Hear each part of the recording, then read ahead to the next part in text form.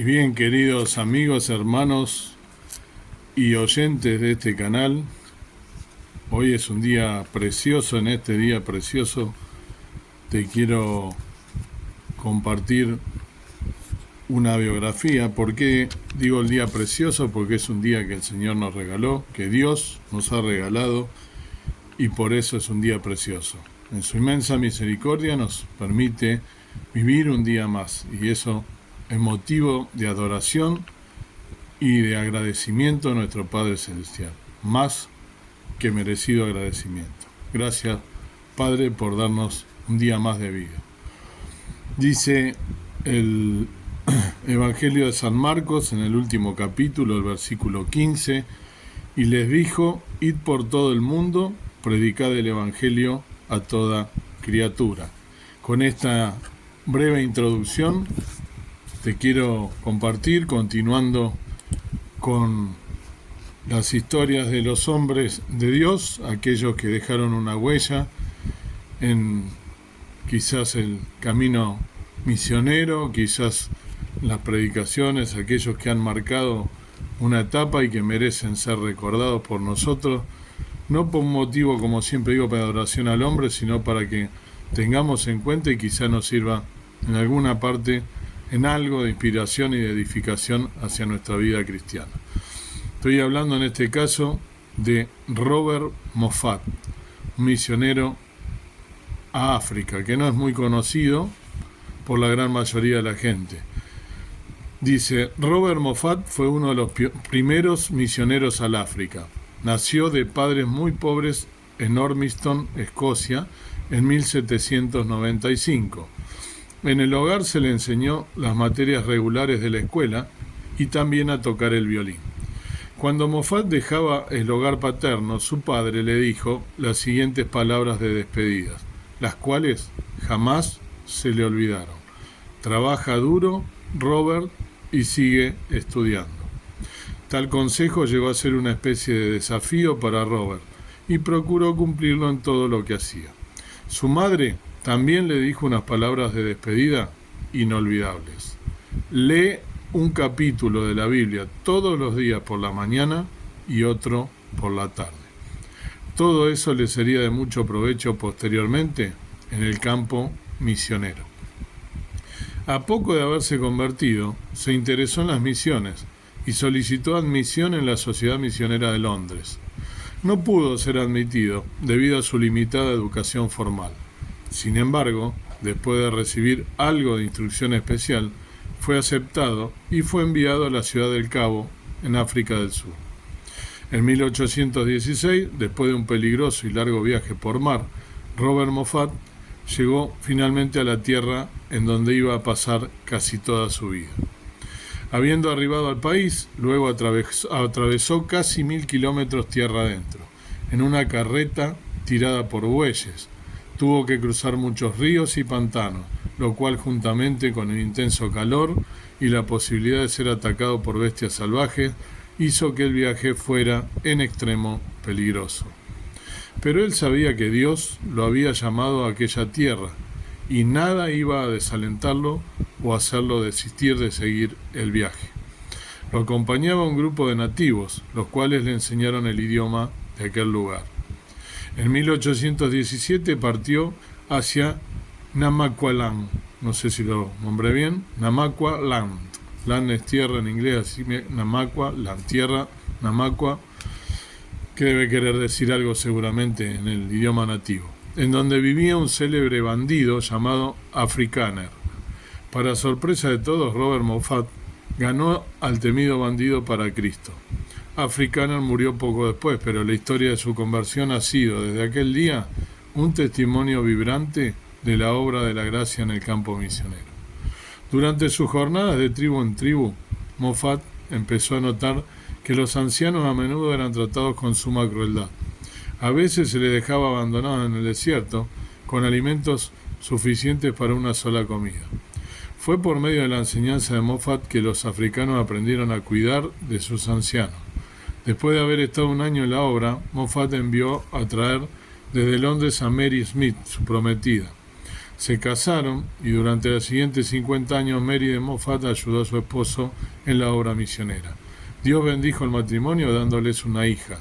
Lejos estaba de imaginarse que aquella pequeña damita, andando en el tiempo, llegaría a casarse con David Livingstone, el gran misionero y explorador de África, de quien hace poco también hemos hablado y hemos visto su hermosa biografía, también misionero en África.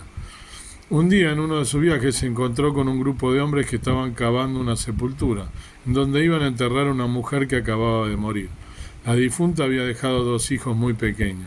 La sorpresa y el horror de Moffat fueron enormes, al enterarse de que los nativos iban a sepultar a los niños juntamente con la madre muerta.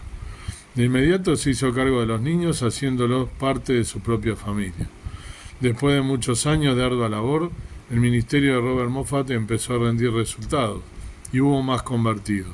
Por tal razón puso manos a la tarea de poner por escrito el idioma de los nativos. Cuando por fin completó la compilación del vocabulario, empezó a traducir el Nuevo Testamento. Esta fue una labor larga y lenta. En ese tiempo Mary se enfermó gravemente y tuvieron que regresar a Ciudad del Cabo. Estando allí, Moffat decidió que debía imprimir su traducción. Cuando dirigió la solicitud al gobierno, las autoridades correspondientes le dijeron que pondrían a su disposición las prensas, pero no los impresores. Moffat no se amilanó, sino que con la ayuda de un amigo empezó a aprender el arte de la imprenta. Con mucho esmero compuso los tipos, colocando letra por letra individualmente en su lugar. Así pudo darle a los africanos en su propio idioma, tanto el Antiguo como el Nuevo Testamento, y también la historia, el progreso del peregrino de John Bunyan. Además compiló un himnario y escribió 2 libros misioneros sobre el África del Sur.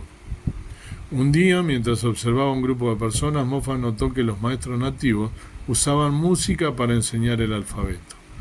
La tonada era la de un canto escocés tradicional, la cual repetía vez tras vez, haciendo concordar las notas con las letras del abecedario. La obra de Robert Moffat fue creciendo cada día más, y con ello su fama se extendía igualmente. Empezó a recibir invitaciones de aldeas en todas partes del continente, de parte de personas que pedían que llegara para traerles el mensaje de Dios. Los ejemplares del Nuevo Testamento llegaron a tener aún más importancia para alcanzar a la gente para Cristo. Después de muchos años en África del Sur, Robert y Mary decidieron regresar a su tierra para descansar un poco. Al llegar a Inglaterra en 1839 hallaron de todo, menos el descanso que buscaban. La fama del misionero se había extendido por toda Inglaterra. Robert dirigió muchísimas reuniones atendiéndolas conforme le llegaban las invitaciones. Aunque esto le resultaba agotador, sin embargo, al mismo tiempo les proveía de muchas oportunidades para interesar a la gente en la causa de las misiones africanas. Mientras estaba en Inglaterra conoció a David Livingstone, un joven creyente que también tenía interés en las misiones. ¿A dónde piensas ir?, le preguntó Moffat. A la China, contestó Livingstone. ¿Por qué a la China?, preguntó Moffat. Luego comenzó a hablarle sobre las necesidades en el África. Le explicó que él mismo, como misionero de mayor edad, podría indicarle el sendero, pero que tocaría a los más jóvenes caminar por esa senda y proseguir con la obra. Pocos después, Livingstone se embarcó hacia el continente negro para empezar su obra misionera, la cual ya hemos hablado. Cuando Moffat y su esposa regresaron al campo misionero, se enteraron de que David Livingstone había sido atacado por un león, habiendo quedado con el brazo izquierdo seriamente lesionado. Livingstone fue llevado al hogar de los Moffat y la joven Mary, la hija, se encargó de cuidarlo. Algunos meses después, una vez que David se hubo recuperado, se casó con Mary y se fueron hacia el norte del continente para realizar allí su labor misionera. Robert Moffat y su esposa tenían por delante muchos días trágicos. Primeramente falleció su hijo mayor. Poco después, David Livingstone le mandó a contar que Mary, su esposa, había fallecido como consecuencia de la fiebre. Sin embargo, a pesar de numerosos contratiempos, los Moffat siguieron adelante en su obra de evangelismo y traducción. Roberto Moffat tenía para entonces más de 60 años y se sentía muy cansado. Un día predicó su último sermón en la pequeña capilla que había ayudado a construir en la aldea y luego con su esposa emprendió el largo viaje a Inglaterra en 1870. Al año siguiente, Mary de Moffat se fue para estar con el Señor. El anciano misionero quedó muy triste por la muerte de su esposa Sin embargo, continuó con su trabajo escribiendo, dando conferencias y predicando hasta bien entrado en sus 80. En 1872, la Universidad de Edimburgo le otorgó el título honorario de doctor en divinidades. Una noche, sentado en su cama, tomó su reloj y le dio cuerda. Esta será la última vez, dijo. Y así fue. Al día siguiente, el 10 de agosto de 1883, a la edad de 88 años, Robert Moffat se fue para estar con el Señor. Había acabado su obra en África y en Gran Bretaña. Preciosa la historia de este misionero hermoso en el África, en un continente muy grande y con muchas complicaciones. Yo he contado en este canal que tuve oportunidad de hablar con misioneros de África en la congregación Alacuaibol, en algunas jornadas de misiones, y que realmente es dura, ardua la tarea, tienen sus particularidades y es muy conflictivo hoy en día porque también hay muchos movimientos de gente a raíz de que hay países como la República Democrática del Congo, Sudán del Sur, que están en guerra, Nigeria. Hay muchos países que tienen guerras y que hay movimientos tanto internos como desplazamientos externos hacia otro país. Por lo cual tenemos que estar orando por ello y también recordando estos hermosos siervos del Señor, tanto Moffat como Livingstone. Fíjense cómo él fue de inspiración para Livingstone, quien luego sería su yerno con el tiempo. Y qué interesante, ¿no? Ver cómo, a pesar de todos los problemas que tuvieron, siguieron adelante con la obra, porque seguramente llevaban a Jesús en su corazón, en sus vidas, querían agradar a Dios y servirle y honrarle con su presencia. Y tienen coronas ganadas en los cielos, porque justamente me llamó la atención esto del bandido que se convirtió. Para Dios no hay nada imposible, por lo cual te invito entonces a que realmente medites en todas estas cosas y que de alguna manera pueda servir de inspiración para nosotros, que dejemos nuestra zona de confort, que veamos de qué manera podemos alcanzar almas para el reino de los cielos. El tiempo se acorta, cada vez está más cerca la venida de nuestro Señor a buscarnos, y debemos cada vez más encomendarnos en la obra a los pies del Señor. El resto no tiene sentido.